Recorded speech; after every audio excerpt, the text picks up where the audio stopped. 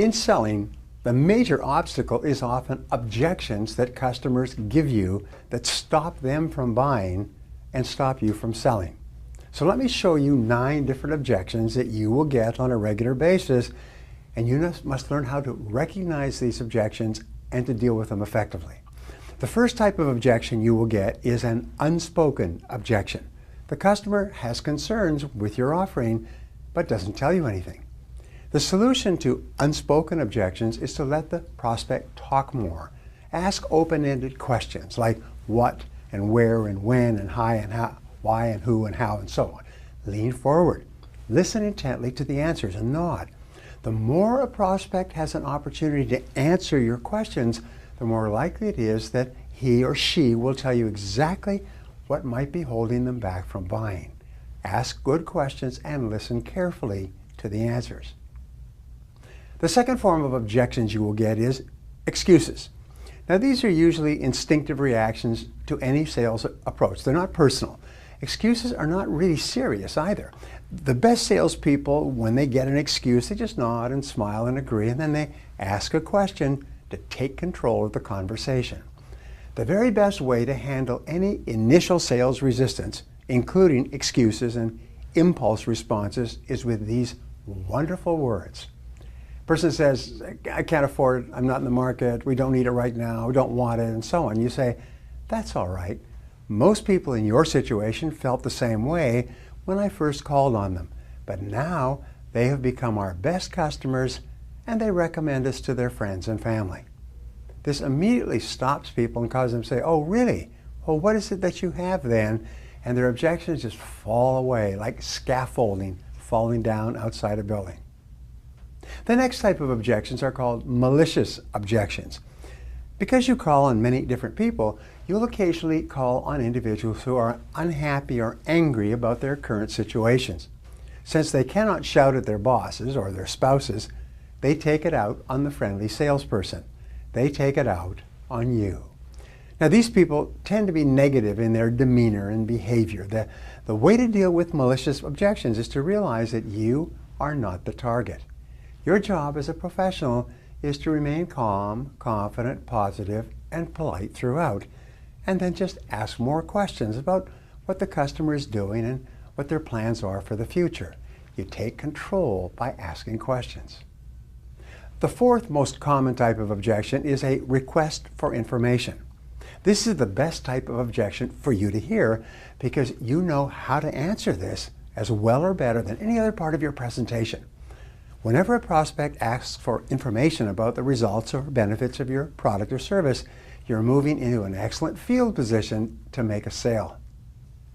Another type of objection is the show-off objection. Sometimes prospects try to show you how much they already know about your products and services. They make sophisticated observations or they ask you complex questions about your product or service or industry. When this happens, respond by taking the low road. Show how impressed you are by how much the prospect already knows. Boy, you know a lot about this. I didn't realize that. Wow. In other words, flattery is a wonderful way to build a good quality relationship. Remember, when you make a prospect feel important by listening to him or her with rapt attention, the prospect is much more likely to warm up and buy from you in the end. The sixth most common type of objection is a subjective or personal objections. Now, these objections are aimed at you as a person. Whenever a prospect becomes critical of you, it could be a sign that you are talking too much about yourself. If this happens, it's important to make the customer the center of attention, and the subjective objections will stop. How do you do that? You start asking questions about the customer and listening closely to the answers. You may also hear the objective or factual objection.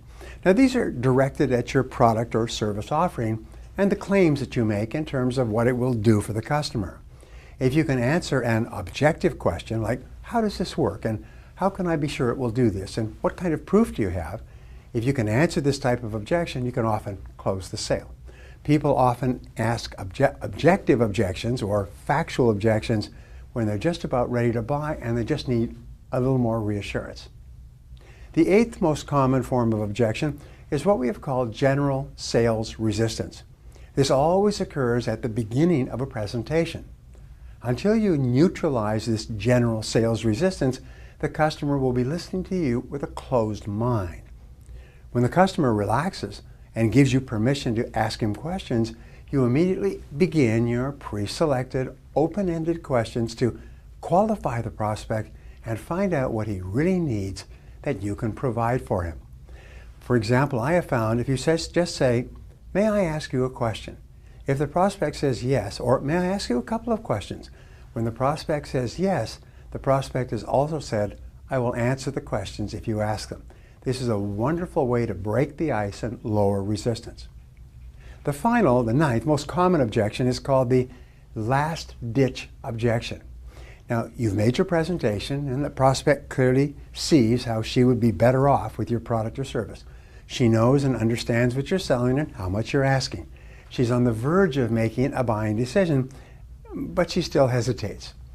In this case, you listen with respect to their final objections and then assure the prospect that yours is an excellent product or service at a good price and that everyone who is using it today is very happy with their decision. You have then overcome the last-ditch objection and you can go on to close the sale.